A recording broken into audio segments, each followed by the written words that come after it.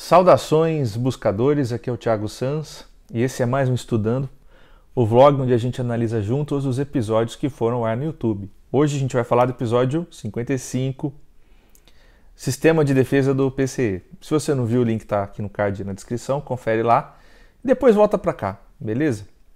Muito bem. Esse episódio foi a nossa sessão número 10, né? Para quem não observou, foi no começo, né, do nossa caminhada. E como vocês puderam ver, naquela época nós recebíamos muitas comunicações assim. E porque naturalmente nós estávamos questionando e muito preocupados, né, em como realizar nossa caminhada dentro do projeto, o que a gente tinha que fazer, né, com relação às interferências, ao sistema de defesa, como é que funcionava, se a gente tinha que, né, nós estávamos ainda muito crus no processo. Então, eles transmitiram para a gente, já naquela época, informações que já transcendiam a nossa noção de dualidade que nós tínhamos, né?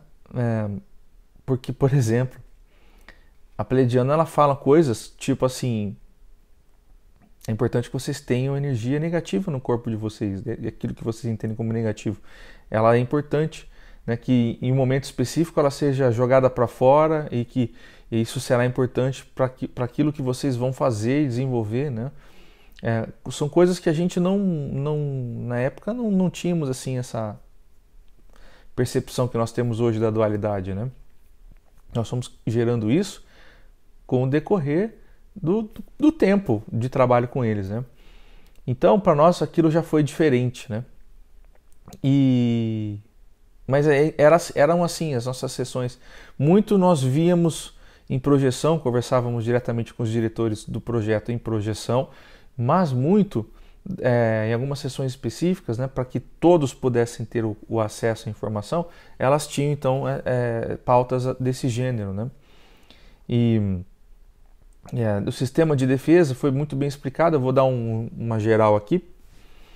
Basicamente, nós temos o nosso sistema energético pessoal, né? Aquilo que as pessoas às vezes chamam de campo áurico, né? De extensão de meio magnético, né? Então, nós temos nosso próprio sistema de defesa. E dentro do nosso campo, né, nós permitimos, muitas vezes, e geramos dentro dele repercussões do que nós sentimos. Então, nós permitimos o externo entrar na gente e aquilo muda a gente, ou então a gente mesmo acaba gerando, né, repercutindo e ampliando essas condições. Esse é o principal ponto da defesa, porque depende muito do próprio médium, né? Por isso que fala muito que nós é quem temos que estar bem, né? E precisamos entender no momento em que nós fazemos a sessão que nós temos que deixar as coisas para fora, né? Não deixar que nada interfira, né? Aquilo que a gente pensa, nossos problemas, nosso dia a dia, né? E aqui, né, isso em todas as escolas que eu imagino que eu já observei falam isso, né? Desde o espiritismo, a Umbanda, enfim, todos falam isso. E aqui não é diferente, nós temos essa disciplina, é preciso, né? Agora, o processo em si, ele é muito interessante, né?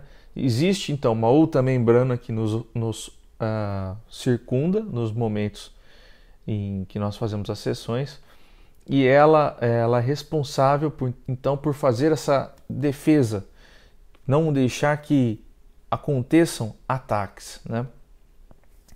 E essas defesas, essas esferas, circunferências, escudos, são interligados em um único caule gigante que vai então até um sistema, né, uma central onde as consciências então fazem as anamnésias, fazem os seus inputs para gerar então as nossas defesas conjuntas, né? O gerenciamento desse processo sistemático, né, de defesa. Então, esse é o principal modelo, né, que existe de defesa. E isso não acontece só com a gente, né? Na verdade, todos os sistemas e todos os terreiros, os centros espíritas, todos que trabalham com espiritualidade, que possuem uma egrégora, eles já trabalham em sistemas parecidos. A diferença é que nós fomos buscar mais de uma forma menos... para alguns pode ser até esquisito falar isso, porque alguns até vão achar que eu não vou falar místico, mas as pessoas elas buscam uma forma mais mística de defesa, menos assim realista do que acontece em um terreiro, por exemplo, numa casa espírita, né? Não se compreende a tecnologia utilizada, né? Muitas vezes. E esse é o ponto. Nós aqui fomos buscar a tecnologia, como funciona, o procedimento que é, as etapas que são. Né? Essa é a diferença. Então, para algumas pessoas, claro, elas ainda vão olhar o que a gente fala e elas não vão achar diferente isso do que um sistema de defesa espírita ou um bandista, candomblecista. Para eles vai tudo parecer farinha do mesmo saco e tudo vai ser muito fantasioso. Mas para nós tem uma diferença muito significativa, porque nós entendemos que há tecnologias sendo empregadas, né? Tecnologias espaciais sendo empregadas neste procedimento. No caso, são tecnologias pleiadianas, mas há um certo nível de defesa conjunta, né? Como vocês puderam perceber, existem outras raças praticando a defesa conosco. Os arcturianos foram um dos exemplos, mas eles não são os únicos. Nós possuímos uma imensa proteção draconiana, por exemplo. Né? E por incrível que pareça, para alguns mais céticos ou para alguns mais dualistas, estes seres draconianos estão atuando em conjunto com os seres pleiadianos e com os seres arcturianos para realizar a nossa defesa. Isso talvez signifique muito. Né? Se você está desconfortável com isso que eu estou dizendo, talvez você precise ver nossa playlist de dualidade para abrir sua visão a respeito disso, tá? Agora, vamos a algumas coisas específicas, né? Mas antes, deixa eu explicar mais outros passos, né? Além desse lance do sistema tecnológico, existe também as reuniões periódicas com os nossos mentores. Qual que é a ideia? A ideia é que todos nós vibremos muito parecido um sistema de energia. Então, tudo aquilo é equalizado de uma maneira onde a frequência é a mesma. Então, para você realizar uma manobra defensiva, é mais fácil porque todos já estão acostumados com aquela frequência. Entende? Então, o processo é muito dessa maneira, né? E basicamente essa é a forma do processo. E a transmutação da nossa energia, ou seja, a energia ela tem que ser reciclada, ela sai de nós, ela passa por esse sistema, ela é reciclada, ou seja, retira-se as impurezas que possam haver, porque todos os contatos que nós fazemos, além do que nós mesmos geramos por conta dos nossos sentimentos e percepções de autoexperimentação, nós, quando comunicamos com alguma consciência, deixa-se rastros às vezes, e esses rastros podem ser nocivos para nós, né? A longo prazo, principalmente, como nós fazemos isso todos os dias, é importante que haja uma asepsia do que fica em nós, né? Então, esse sistema faz essa asepsia naturalmente, ele sutiliza ou densifica, dependendo da nossa necessidade do dia a dia, a nossa energia. Então ela é reciclada e a mesma energia tem que retornar para a gente, porque não se pode colocar energias externas, porque isso chamaria muito atenção. E quando foi dito sobre chamar atenção, acho que as pessoas às vezes não compreendem o que isso significa e nós não explicamos porque nós já entendemos no momento. Nós que somos médiuns, brilhamos diferente, vamos chamar dessa maneira, no astral. Porque nós estamos utilizando energias, nós estamos gerando ectoplasma, nós estamos de repente com maiores capacidades de energia em nossos corpos, né? Porque nós estamos utilizando o músculo, né? Vamos dizer assim, se fosse um músculo, nós estamos utilizando ele, né? Entendeu? Então quando você vê um cara forte na rua, você sabe que esse cara está indo para academia. No caso dos espíritos, quando eles enxergam a gente, eles sabem que a gente está utilizando os nossos músculos astrais, vamos dizer assim. os nossos chakras, a nossa energia, nosso ectoplasma, é muito visível para eles que nós temos mais energia. Então, nós somos facilmente vampirizados, se for, né, vamos dizer assim, no dia a dia, né? Alguém pode desejar a gente, mesmo que seja para pedir ajuda. Então, no processo de pedir ajuda, muitas vezes as consciências elas acabam causando repercussões em nós, né? Até nós entendermos o que é entrarmos em contato e conexão e ajudarmos, auxiliarmos esses seres que desencarnaram, por exemplo, eles vêm na gente, ficam ali muitas vezes no nosso campo áurico. Então, nós chamamos a atenção. E o que ela fala, a Pleiadiana explica com relação a não poder inserir energias externas, a não ser as nossas, é por isso. Porque nós chamaríamos uma atenção que traria mais problemas, vamos dizer assim, para eles mesmos sanarem, né? Então, essa é a explicação desse porquê, né? Que as pessoas me perguntaram bastante. Então, dito agora sobre como funciona, né, a defesa de um jeito mais simplista, né, do que foi explicado lá, foram ditas outras importantes pequenos drops de importância ali que não foram devidamente naquele momento percebidos, mas hoje a gente consegue compreender aquilo e eu vou passar para vocês de uma maneira mais ampla, tá? Primeiro, que o processo de sutilização, por exemplo, esse processo que é feito da reciclagem energética, utiliza-se máquinas também, tá? Máquinas sirianas, né, para fazer a nossa asepsia energética. Então, é importante que seja registrado aqui para vocês entenderem como é ecumênico, vamos dizer assim, o processo de nossa defesa do PCE. Né? Porque nós sabemos dos draconianos, dos arcturianos, dos pleiadianos, né? Por exemplo, vocês viram o comandante Valak, né? Que é um serpentiforme, né? Agora estou falando dos sirianos, dos felinos, né? Que utilizam as máquinas. Temos muitos processos em câmaras arcturianas que acontece conosco de equalização também. Enfim, são várias raças, não tem por isso que o nosso projeto ele não tem aquela coisa tipo de uma única raça, de uma única confederação e tal. Nós não somos, nós não nos entendemos dessa maneira, certo? Mas foi passado algumas coisas importantes quando o assunto foi transmutação de energia, né? Para se realizar a reciclagem se transmuta, né? E o processo que foi explicado basicamente, para quem não compreendeu no momento, assistam de novo, depois que vocês ouvirem se estudando, assistam lá que vocês vão perceber isso. Nós não podemos, enquanto humanos, sutilizar demais nossa energia. Peraí, Thiago, então você está dizendo que nós não podemos ascensionar.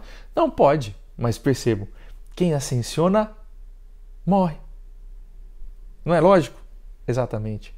Então, nossos corpos, eles não são preparados para serem sutis. Então, quando vem um avatar ou alguém que precisa utilizar uma sutileza energética aqui e não desencarnar, tem que haver então uma modificação física, né? Muito diferente e complexa, tá certo? Normalmente, os humanos eles são densos. Nossa, você pode pegar, é físico, é denso. Não adianta querer dizer que não é assim que funciona.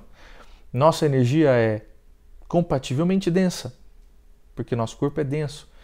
Então, quando a gente fala precisamos sutilizar a energia, entendam, nós não podemos sutilizar ela muito além do permitido.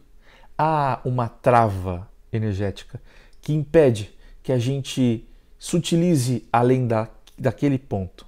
O que aconteceria se nós nos sutilizássemos além deste ponto permitido? Nós dissolveríamos o ego e a personalidade. O que significa isso? Significa que o ego e a personalidade, né, são adventos da densidade. Eles são densos. o que nós utilizamos para viver, para nos expressar enquanto humanos, é denso. Sem o ego e sem a personalidade, seria como se estivéssemos em coma profundo, inanimado, certo? Então, percebam que o que ele explica é basicamente a densidade que nós temos, ela é necessária. Nós não podemos nos sutilizar além daquilo, né? E isso é importante para que a gente entenda, e de uma vez por todas, que a questão da negatividade e da positividade não está na densidade. Entendem? Nós estamos densos hoje. Isso não significa que precisamos ser negativos. Então, separando a questão da densidade e entendendo que a sutilidade ela tem um limite enquanto estivermos encarnados, né? Porque se nós dissolvêssemos por conta de sutilizar demais nosso ego e nossa personalidade, nós acabaríamos com a experiência humana. E isso não é o objetivo, certo? Então há necessidade de manutenção, né? É por isso que tem essa trava, que nós temos que ser tratados com máquinas, que nossa energia tem que ser reciclada em outros locais para retornar. Quer dizer, nós não podemos fazer isso, tem um limite do que o humano pode fazer enquanto transmutação. Nós vamos falar disso mais na frente, talvez no próximo episódio. Sobre as máquinas sirianas, que também fazem parte deste processo, tá certo? E isso explica, é mais aprofundado lá. Então, para que nós entendamos essa questão do ego e da personalidade, eles são mais físicos. Acho que os espíritas já falam isso, né? Que a personalidade é algo físico, é um corpo, né? Você tem um corpo emocional, aquilo também é físico, né? Porque, ao contrário do que as pessoas pensam, quando a gente fala assim que tudo é físico, o astral é físico, até a energia é física, tudo tem densidade. Então, não é porque nós não vemos que não seja feito por algo palpável, algo físico, energético, né? Tudo tem uma certa fisicalidade, uma densidade. Então, é meio equivocado a gente dizer que isso não é físico, né? Porque é astral. Não. O arcturiano, por exemplo, se aparece aqui na minha frente hoje, eu não o verei na terceira dimensão, porque ele não está vibrando a mesma dimensão que eu, a não ser se ele utilizar, então, outras formas de manutenção, de aparição, de materialização. Mas, em essência, não, ele está em outra dimensão. Então, não significa que ele não seja físico, só significa que a sua densidade é diferente da minha. Assim como se eu visse um ser mais denso que eu não o veria com o mesmo nível de detalhes. Ele talvez parecesse mais borrado, mais escuro, mais difícil de observá-lo, porque eu sou mais sutil. Vocês entendem? Então, essas são as diferenças dimensionais aí existentes com relação à fisicalidade, que é inerente a tudo que existe. Então, é muito importante que a gente desassocie a nossa negatividade da densidade e a nossa densidade da negatividade, certo? É isso que eu queria salientar aqui referente a essa comunicação, né? Que há um limite do que a gente pode fazer para nos sutilizarmos, né? Senão nós estragaríamos nossa experiência. Isso não é desejado, né? Tanto que a manutenção ela se torna mais complexa e difícil. Eles até poderiam fazer de outras maneiras, mas isso atrapalharia uma coisa chamada livre-arbítrio, que é o outro que está incutido ali, vamos dizer assim, na nossa programação física. Então, na hora que você sutiliza, você estraga tudo isso. Você estraga o seu livre-arbítrio, você estraga tudo aquilo que existe. Livre-arbítrio é como se fosse, sei lá, um chip. Então, na hora que você sutiliza, você desmantela isso, aquilo deixa de fazer sentido, você simplesmente sai dessa dimensão, vai para outra, e aí a experiência termina.